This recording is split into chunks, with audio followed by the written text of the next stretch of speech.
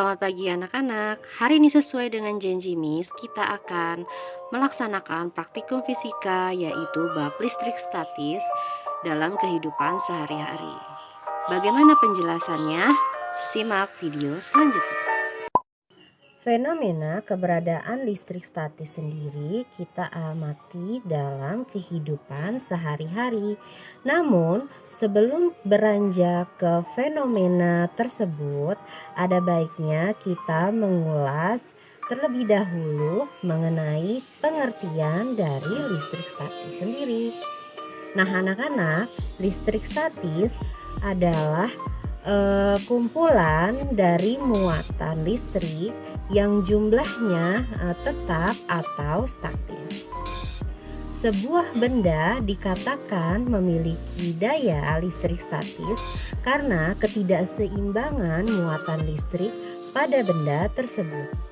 Muatan listrik sendiri merupakan kuantitas fisika yang memiliki kaitan erat dengan efek listrik suatu material.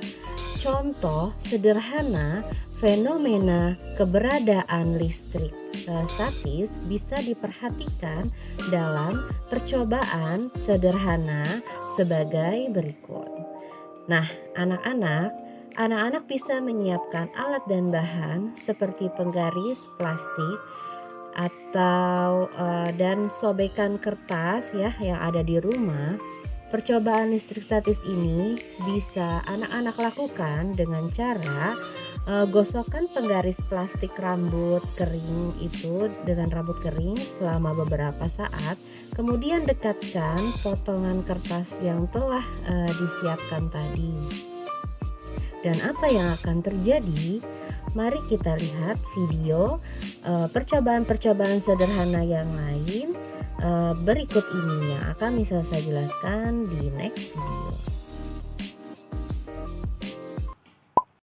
Percobaan 1, menggunakan penggaris, kertas, dan menggunakan rambut atau serbet. Gosokkan serbet kepada penggaris sebanyak 20 kali. Lalu, letakkan penggaris yang tadi digosokkan di atas kertas dan kertas akan menempel di bagian penggaris tersebut.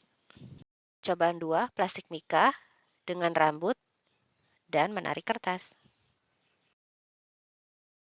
Plastik mika kepada rambut 20 kali, lalu anak-anak dekatkan kepada kertas, lalu kertas akan menempel.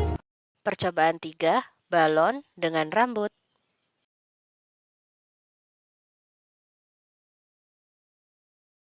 Caranya, anak-anak gosokkan sebanyak 20 kali balon kepada rambut dan balon akan menarik rambut ke arah atas. Lalu anak-anak juga bisa menggosokkan kembali 20 kali, lalu balon akan menempel pada liang-liang di atap rumah kalian ya. Cocok juga tuh kalau misalkan kamu pengen pakai atau buat berdepati tapi dengan cara manual. Bisa juga balon digosok-gosokkan kembali, lalu kamu tempelkan kepada tangan kamu dan akan menempel seperti ini.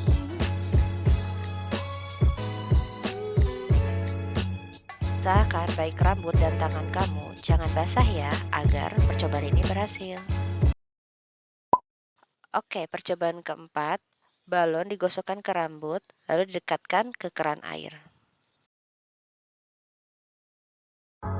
Kamu gosokkan kembali ya balon sebanyak 20 kali, lalu kamu dekatkan ke air keran yang mengalir. Balon akan membengkokkan arah air tersebut. Oke, percobaan yang kelima, sedotan digosokkan ke rambut dan ditadahkan botol.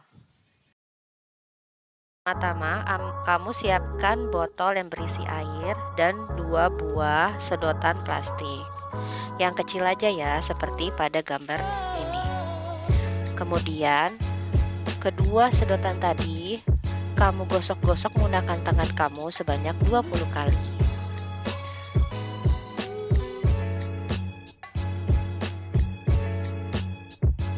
Setelah itu letakkan di atas botol sedotan yang satunya.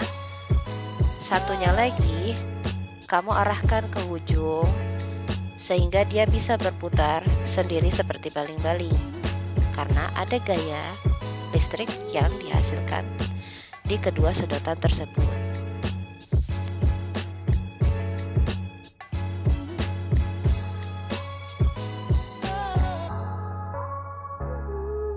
Oke guys, itu tadi percobaan-percobaan listrik statis secara sederhana yang kamu dapat lakukan di rumah.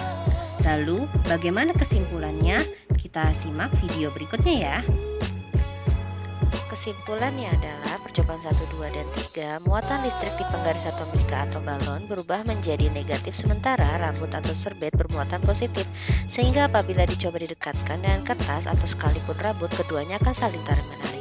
Fenomena listrik ini sejalan dengan hukum Coulomb yang menjelaskan mengenai interaksi dua benda yang bermuatan listrik, di mana muatan listrik sejenis akan tolak-menolak, sementara jika bermuatan negatif dan positif akan tarik-menarik.